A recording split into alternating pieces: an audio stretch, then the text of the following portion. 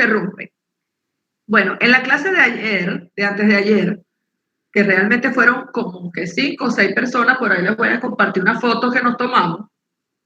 La idea es de que muchas veces nosotros, y eso lo que comentaba ahorita con el profesor Geraldino, hay cosas que damos en clase que son como que cositas puntuales, pequeñas, básicas, cositas como las que no están en un libro, como por ejemplo lo que dijimos de los receptores de frío y ahora que son mecanorreceptores o que tienen propiedades mecánicas.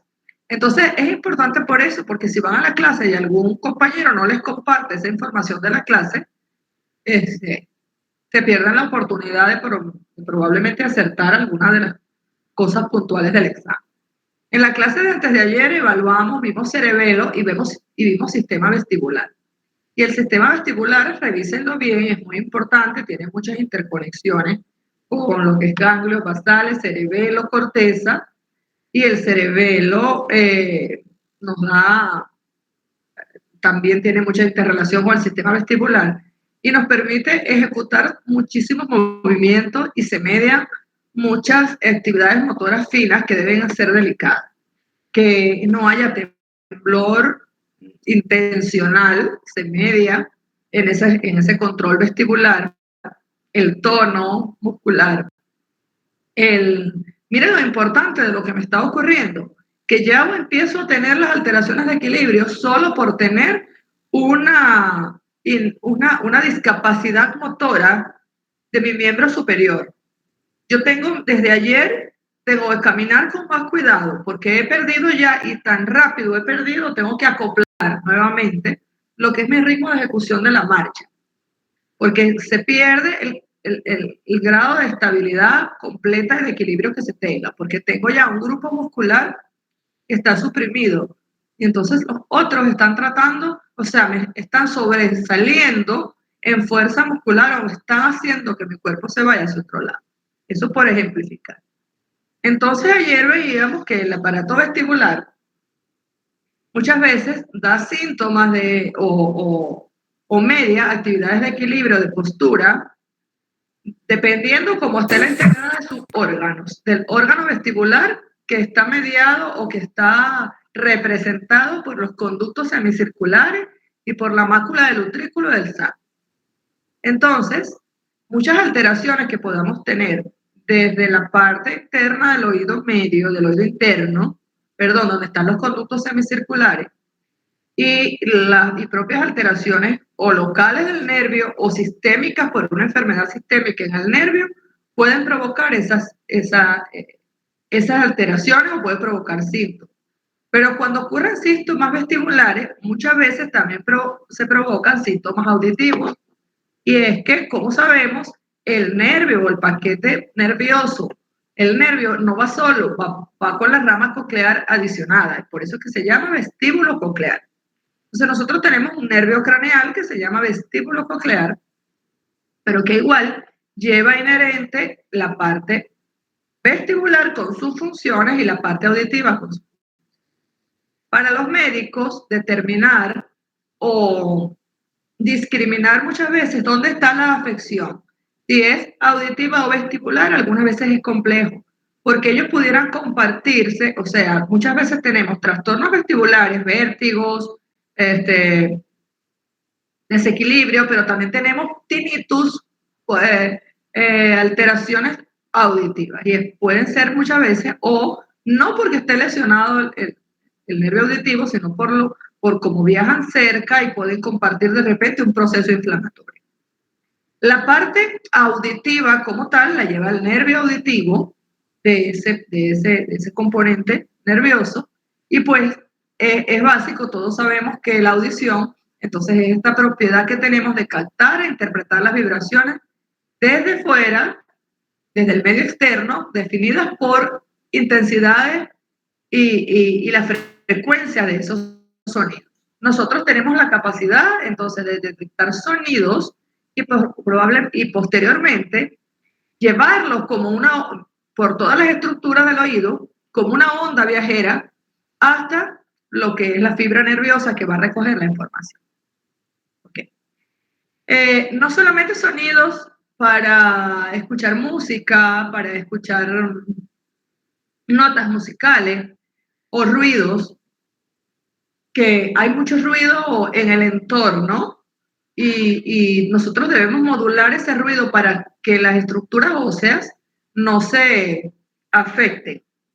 Por ejemplo, los altos decibeles de una música monótona muy fuerte de una discoteca o los altos decibeles de un taladro percutor de la calle cuando están haciendo algún trabajo. O simplemente estando conversando nosotros acá y de repente que haya un ruido de fondo, entonces nosotros podemos, uno, detectar tanto el ruido de fondo como cuando decimos apagan los micrófonos porque molesta, están pendientes todos de mi voz, pero de igual forma hay un ruido de fondo que ustedes captan y lo alejan, lo disipan, lo transforman, lo atenúan, porque el reflejo se llama reflejo de atenuación, para ustedes poder permanecer con la atención en el sonido que quieren, que es mi voz. Nos permite la compresión del lenguaje porque mediante entonces escuchar los sonidos de las letras, de los sonidos, de las palabras como tal, se traduce más allá de un sonido a una corteza auditiva donde va a haber una representación auditiva de las letras, donde va a haber, permiso, estoy dando clase, pero ya, gracias. No, póngamela aquí. Están aquí. Gracias. No, póngame. Ay, buenísimo, póngame. Gracias. Permiso, muchachos. Ya voy. Ajá, aquí. Póngame aquí. Gracias, gracias. Ya me la pongo. No te preocupes, gracias. Ahorita viene para que me visite. Ajá, porfa, gracias. Bueno, ya voy, que me están consintiendo de más, muchachos. Un momentico. Buenos días, hijo. Amanecí mejor, estoy dando clase. No te pongas bravo conmigo, tengo que dar clase. Ok, continuamos acá. Entonces, el oído externo, el oído está o el aparato auditivo está compuesto por el oído externo, el oído medio y el oído interno. ¿Están allí? ¿Me copian?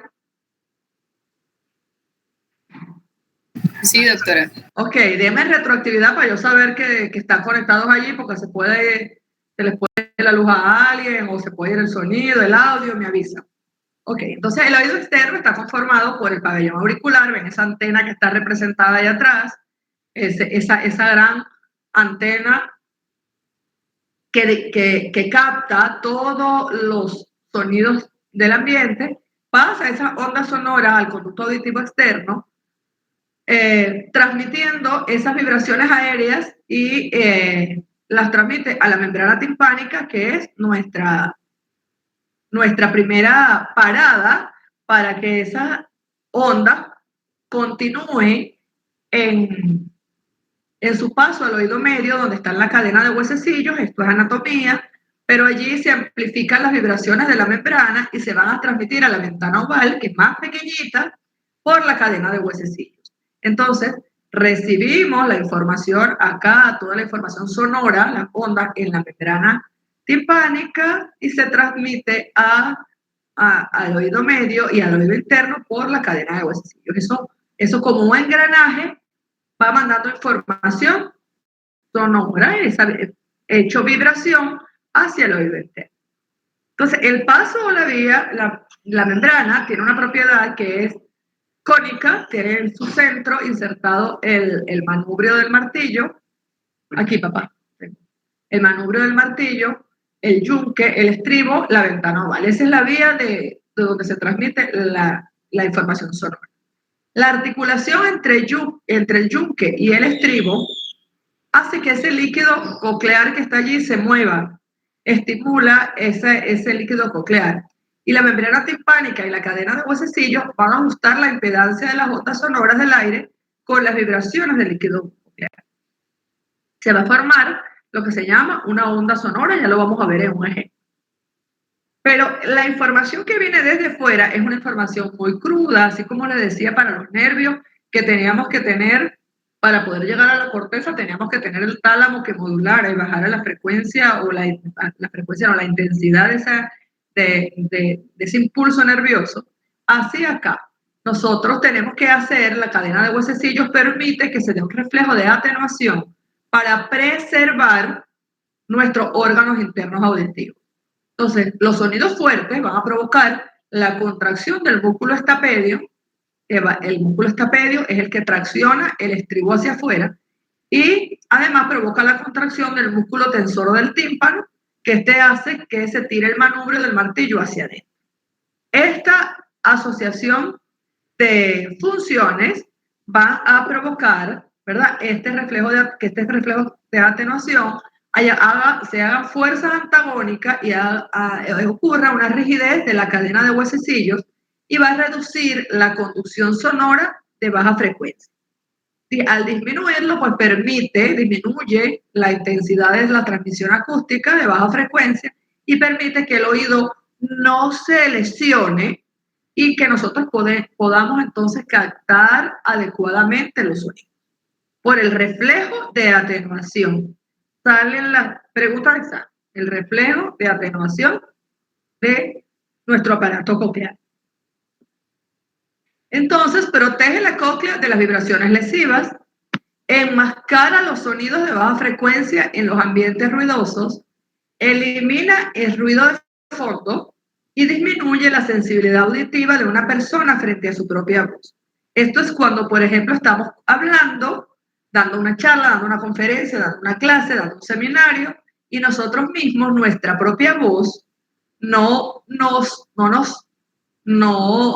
entorpece, no nos hace, más bien podemos continuar tranquilamente y no nos hace ruido. Ok.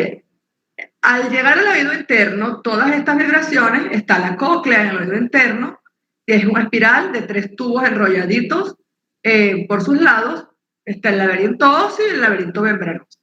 Lo importante para el potencial generador o potencial de acción, y les recuerdo a todos, para el aparato vestibular deben revisar cómo es el potencial de generador de la mácula del utrículo y la mácula del sásculo y de la cresta acústica, que es el órgano sensorial vestibular de los conductos semicirculares. Ok. En el oído tenemos entonces 3 rampas en ese laberinto, está dividida por 3 rampas, una rampa vestibular, una rampa media y una rampa timpánica. Si cortamos uno de esos espirales, vemos que en la parte interna está representado de esta forma. Y aquí vemos, vámonos a uno. Espera, una pregunta. Dígame. Camila pregunta que si entonces cuando nuestra voz si nos aturde es porque este reflejo está afectado momentáneamente. Sí, cuando nuestra voz se aturde, algo pasa allí. Puede que algunas veces estamos congestionados y tenemos mucha presión nasal. Por lo general eso ocurre con mucha frecuencia. Y sentimos que cuando hablamos, sentimos como que hay una resonancia, cuando tenemos los senos paranasales llenos de moco, cuando puede ocurrir eso, porque nosotros tenemos como unas cajas de resonancia dentro de nuestro cráneo. Cuando, por ejemplo, vamos a una discoteca, ese es otro, ¿no? Pero vamos a una discoteca y salimos, ¿cómo salimos todos? Sorditos, o sea, tenemos que hablar alto. Ajá. Y hay personas que tienen un tono de voz que luego que lo vamos a ver más adelante, que son voces como más agudas, y entonces la persona tiene, algunas veces, ¿qué hacen los cantantes? ¿Qué se ponen los cantantes? Se ponen unos audífonos y unas cositas aquí adentro como para atenuar más y para tratar de que su propia voz para que puedan cantar limpio, llevando un ritmo, un sonido, un compás, sin que su propia voz los afecte. Porque nosotros nos escuchamos cuando nos hablamos. Aunque de repente estamos hablando y bueno, lo hacemos inconsciente y ya no estamos haciendo conciencia, así como nos hacemos conciencia con la respiración, que respiramos y ni cuenta nos damos. Pero si lo hacemos consciente, sí nos damos cuenta, ¿correcto? ¿Ok? Sí, doctora. ¿Cuál es la pregunta exactamente?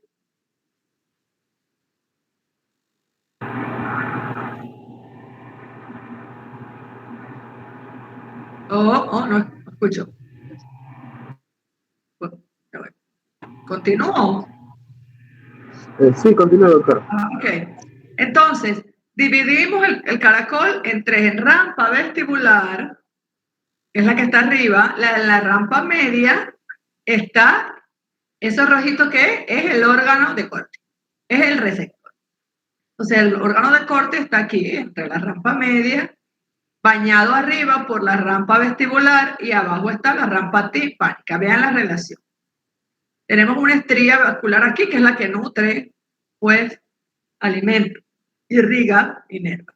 Entonces, siempre tiene que estar pendiente que la rampa vestibular es la que está arriba, la timpánica es la que está abajo y en la rampa media está el órgano.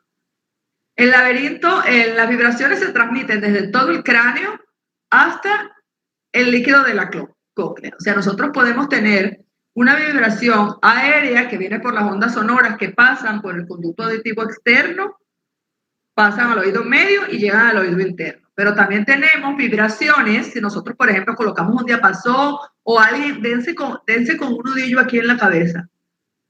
Escuchan sonido, ¿verdad? Como que estuvieran tocando la puerta. Todos, hagan esto. Escuchan, ¿verdad? Sí, doctora. Ah, todos escucharon. Ok, esas son vibraciones mecánicas que son transmitidas a esos espacios perilinfáticos de caracol. Y esas ondas líquidas van a estimular al órgano de corte. Entonces tenemos que puede ser estimulado tanto por vibración o por onda sonora. Y nosotros cuando evaluamos en medicina, evaluamos conducción aérea y conducción ósea. La conducción ósea la evaluamos con un diapasón, con algún sonido o con algún, objeto que sea vibratorio. Y la conducción aérea con sonido. Rápidamente, para tener una idea, tenemos los diferentes tipos de sonido, las energías, esas son las vibraciones que transmiten los cuerpos y que entonces lo podemos captar nosotros por los medios aéreos del oído hasta nuestro oído interno y nuestra corteza auditiva. Las ondas sonoras tienen un tono, también se le llama altura de sonido, que son las frecuencias de las ondas que lo originan. El oído humano es capaz o es sensible a frecuencias entre 20 y 20.000 ciclos por segundo. O sea que podemos escuchar susurros bajiticos cuando hablamos bajitico y podemos escuchar o transmitir a mayor ciclo por segundo. La voz humana tiene alrededor entre 100 y 8.000 ciclos por segundo. El timbre de voz es una cualidad, es algo ya más cualitativo. Todos tenemos un timbre de voz diferente y por eso es que hay personas que hablan como niñitos o diferentes, o ese fulano lo conozco solo por la voz. Me tapan los ojos y hablamos varios, está hablando Ángel, está hablando Brenda, está hablando el profe Geraldino, está hablando el profesor Akia. O sea, esa voz es inconfundible, es la voz de la profe Lizagni. O sea, ya solamente por el timbre de voz podemos nosotros diferenciar las voces humanas. Doctora, Luis, una pregunta. ¿Cómo? Ya voy, doctora, que tengo el... Dígame. Una pregunta, cuando se realiza, o sea, cuando uno está normal y a veces le llega como un zumbido en la oreja, ¿por qué se produce eso? Eso se llama acúfenos o tinnitus, dependiendo de lo que sea. Esos son patológicos. Eso es patológico. Eso no es, o sea, eso es patológico, no mortal, ¿no? Pero eso puede ocurrir en cualquier momento, o porque puede haber un ruido excesivo que lo puede. Los traumas acústicos y con el uso de auriculares, va a haber una gran población de personas con trastornos auditivos. Por el uso de Q-tips, de aplicadores, se lesiona, está más relacionado el uso de aplicadores para limpiar los oídos de los que no. Nosotros debemos tener allí un cerumen, una cera que debe estar en el oído preservando de lesiones, lubricando y hasta se adecua. Algunas veces se obstruye porque nosotros tratamos de limpiar y acumulamos y provoca otocerumen. Otocerumen es el tapón compacto de cera.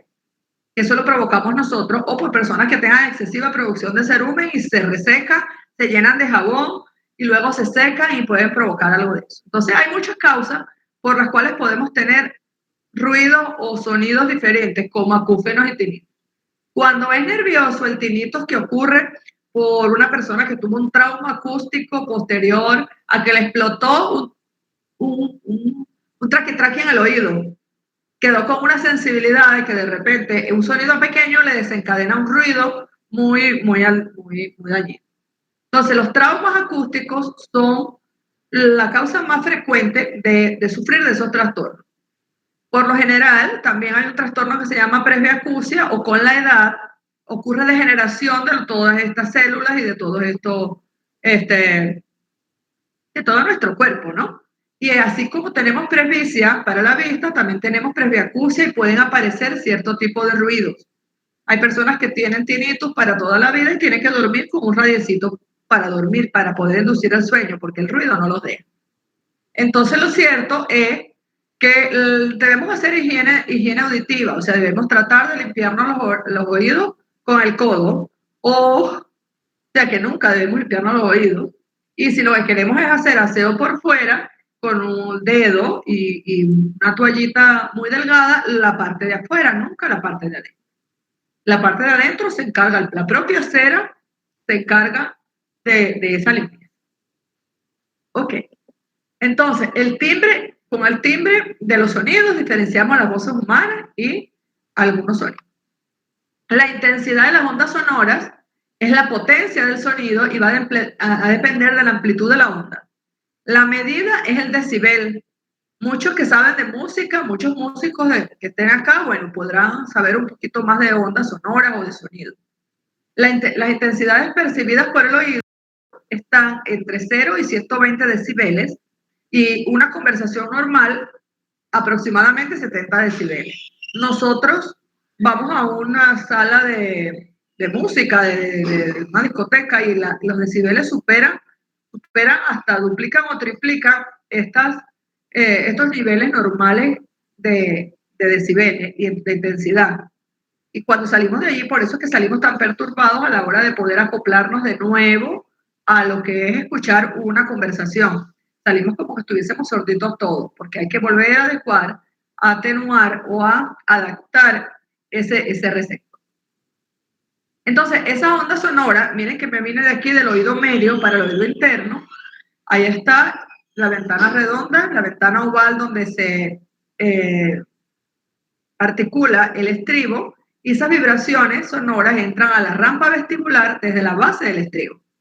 Entran en la rampa y miren que mueve la rampa es libre en su extremo final, ¿verdad? Y ella la va moviendo en la medida que la intensidad o la frecuencia de la onda sonora la alcanza. La base ocluye la ventana oval y el movimiento hacia adentro avanza y el líquido también. Entonces se mueve el líquido, viaja como una onda sonora entre esa rampa vestibular y posteriormente baja o se devuelve por la rampa timpánica. Entonces la membrana basilar separa la rampa media de la rampa timpánica. Cuando lo estudianlo con el dibujito al lado. Existen entre 20.000 y 30.000 fibras basilares que están insertas en la base del modiolo, que es el centro de la cóclea, y tienen una base rígida y el extremo está libre y que permite la vibración. Las fibras cortas y rígidas próximas a la ventana oval van a vibrar con una frecuencia más alta. Y las fibras largas y flexibles del vértice vibran mejor con frecuencias bajas. Ya vamos a ver otra imagen.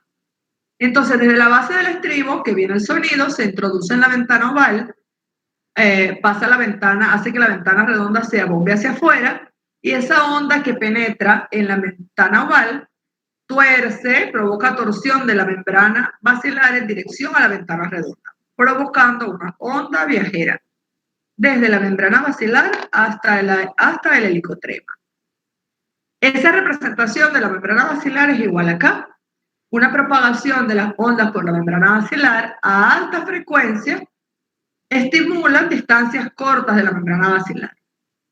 a frecuencias intermedias estimula hasta la mitad del recorrido de la membrana basilar y a baja frecuencia recorre toda la membrana basilar.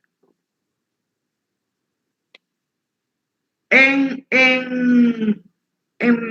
milímetros y por frecuencia, nosotros se dan patrones de amplitud de las ondas sonoras. La rápida propagación por la membrana basilar provoca un coeficiente de elasticidad de las fibras basilares. Entonces, a corta frecuencia, a corta frecuencia, menor distancia, y ven que la amplitud es de 8000 en lo que es la membrana basilar. Y así, a medida que va avanzando, va disminuyendo la amplitud de la onda sonora. Entonces, a medida que avanza y a medida que la frecuencia es mayor, a medida que avanza en frecuencia y disminuye la frecuencia, la amplitud es mayor. Ok, entonces volvemos al órgano receptorial. Dijimos que el órgano receptorial se llama órgano de Corti, que es el receptor del aparato auditivo. Vimos el corte, la rampa timpánica vestibular arriba, timpánica, y la media. En la media tenemos entonces acá el órgano de Corti, que va a generar impulsos nerviosos como respuesta a las vibraciones de la membrana basilar. Allí tenemos células ciliadas externas, que son estas en paquetes de varias células, y una célula ciliada interna que sale como un paquete, pero un paquete más compacto, como un penacho. Estas células tienen como que funciones diferentes o funciones distintas. Las células ciliadas internas es una hilera donde hay aproximadamente 3.500 células en una sola hilera que miden 12 micras de diámetro. Y las células ciliadas externas son más numerosas, 12.000 aproximadamente, tienen 3 a 4 hileras más pequeñas que tienen 8 micras de diámetro. Están en las bases y las laterales que se enlazan con la red de terminaciones nerviosas hasta las células ciliadas internas. O sea, las externas, tienen una relación o van a sinaptar con las internas. Estas son células ciliadas, las células ciliadas, así como el vestibular, que era una célula ciliada que se estimulaba. Ok. El 90% de las fibras se estimulan por las células ciliadas internas. Y la lesión de esas células externas van a provocar un déficit de audición importante. Y las células ciliadas externas van a controlar la sensibilización de las células internas a los distintos tipos de tonos de sonido. O sea, se encargan de la sintonización del sistema receptor, como que podamos hablar, escuchar con una forma bien pulcra, sin ruido, así como cuando decimos apaguen por ahí un micrófono para poder escuchar bien sintonizado, como cuando estamos sintonizando una radio que vemos que agarramos el dial justo en el momento, porque primero empezamos a escuchar como que torpe hasta hacerlo bien preciso. Como cuando estamos, parecido a la visión, cuando estamos enfocando el video beam para que se vea ajustado y podamos ver las letras claras. Entonces se encargan esas células de sintonizar ese receptor. Vean la disposición, limpiamos un poco más el receptor para vean dónde están ubicadas las células y vean dónde ciliadas y vean dónde están los cilios. Los cilios, los penachitos, los pelitos que están metiditos ahí en la membrana tectoria. Los cilios son los que se van a estimular si la membrana tectoria se mueve hacia adelante, hacia atrás, si lo mueven las ondas sonoras. Recuerden que todas esas estructuras no son tan rígidas y entonces, por ejemplo, si esa membrana donde dice fibra basilar, si esa membrana basilar la tocamos en la puntica, la tocamos aquí, o por aquí, si por aquí viene una onda viajera, la onda viajera viaja y me hace que la fibra se me mueva hacia arriba y hacia abajo. O igual, si esta lámina reticular también se mueve, también me van a estimular los cilios. Entonces, el movimiento que ocurre acá, dado por las ondas sonoras, sube por estos pilares de corte y me estimula todo el receptor. Pero el estímulo final va a ser la captación del movimiento acá en estos sitios, ¿verdad? Ok. Entonces, el movimiento de la membrana basilar va a excitar a los cilios, independientemente de lo que se mueva. Si se mueve lo de acá, que por lo general viene de acá, porque les dije, viene estribo, ventana oval, ventana redonda, todo eso, aquí hubo las frecuencias altas, medias y bajas. Lo que pasa es que lo estamos viendo al revés. Estimula el aparato basilar o la membrana basilar y estimula todo esto que es un poquito más rígido, pero vibratorio. Y así estimula los cilios. ¿Bien hasta allí?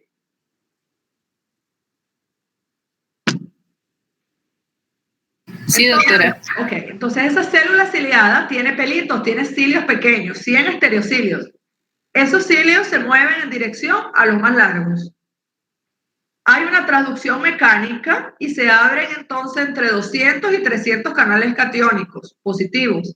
Cuando yo hablo de transducción, ya ustedes saben a qué significa eso. O sea, eso es el cambio de potencial de receptor. Ese proceso para que pueda alcanzarse el potencial de receptor.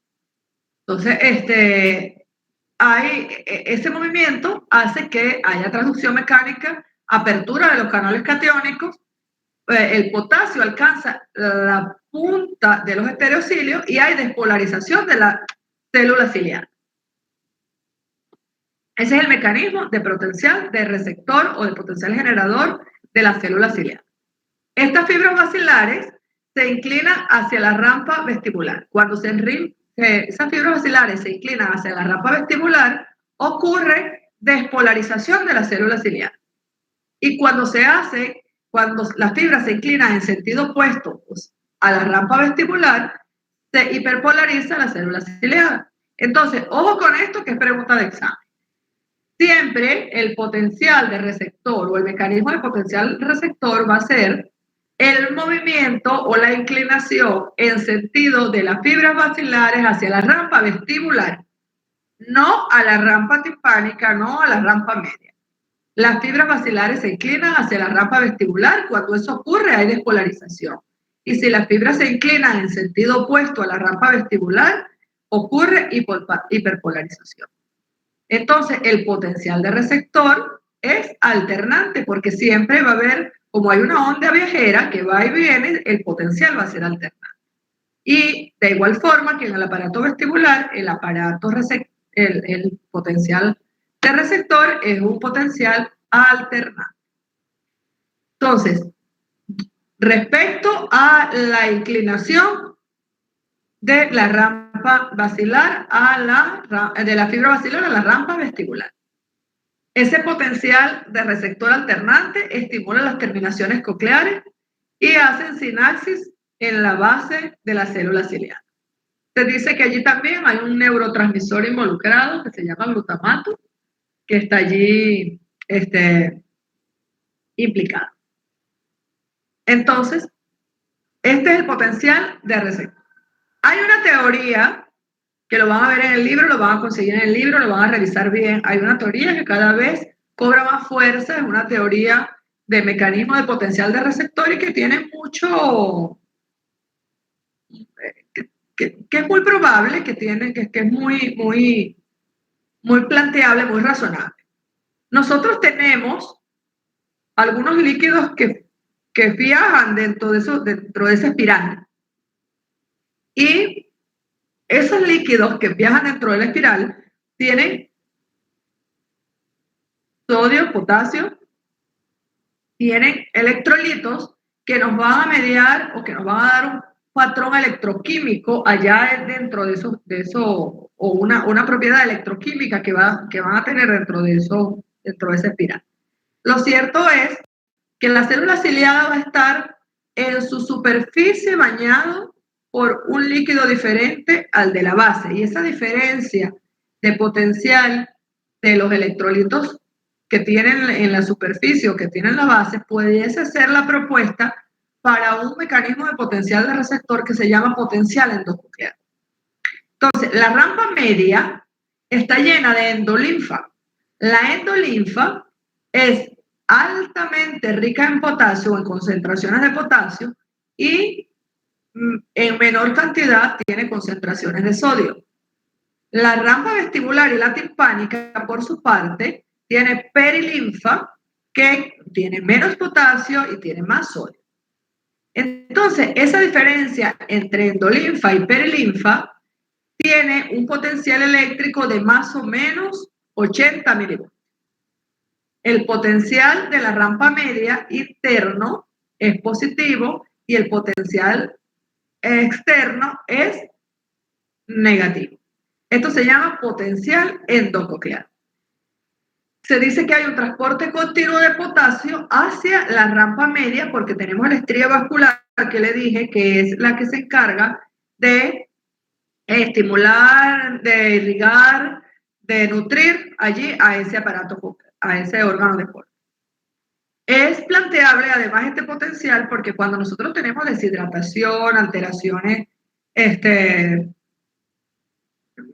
del medio interno, siempre vemos trastornos auditivos en las personas, en los pacientes. Y muchas veces está mediado por este potencial.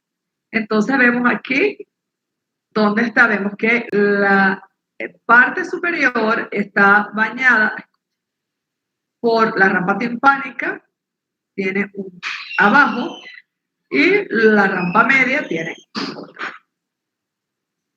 Entonces, en la parte superior, la célula ciliada está bañada por endolinfa, vemos hacia atrás, ¿verdad? Y en la parte inferior, la célula está bañada por perilinfa. Ese potencial intracelular de la célula ciliada es menos 70 milivoltios respecto a la perilinfa y es de menos 150 milivoltios respecto a la endolinfa, que es apical, provocando un potencial de puntas o aumento de la sensibilidad de la célula y aumentando la capacidad de respuesta a los sonidos. Esto es una propuesta de potencial de receptor también. Léanla en el libro, también la van a revisar. Esa propuesta está vigente. No ha habido cambio en las publicaciones del libro y ya desde unos años para acá viene apareciendo en los libros de texto. Ok. La localización del sonido. Los sonidos de baja frecuencia, esto es un repaso prácticamente. Los sonidos de baja frecuencia provocan la activación máxima de la membrana basilar hacia el vértice de la córnea. Los de media frecuencia, los de alta frecuencia hacia la base de la córnea. Y los de intermedia frecuencia a distancias intermedias. El volumen del sonido, al aumentar el sonido, aumenta la amplitud de la vibración de la membrana basilar en la célula ciliada. También hay un aumento de la vibración que estimula cada vez más la célula ciliada, haciendo como que una sumación espacial de impulso. Y las células ciliadas externas no se estimulan suficiente hasta que la vibración de la membrana basilar alcanza gran intensidad. Entonces, es como que todas estas tres premisas son las que caracterizan lo que es el volumen del sonido. Miren que hemos visto varias cualidades del sonido. Hemos visto timbre, hemos visto intensidad, frecuencia y volumen. Ya casi para finalizar, la vía por la cual se transmite el sonido. Entonces tenemos las células ciliadas externas, células ciliadas internas, órgano de Corti, luego se estimulan al órgano de Corti, sale al ganglio, las fibras acústicas salen por el ganglio espiral a los núcleos cocleares central y dorsal del bulbo, al núcleo olivar superior del tronco encefálico, hacia los cuerpos geniculados mediales, hacia las radiaciones auditivas y a la corteza auditiva.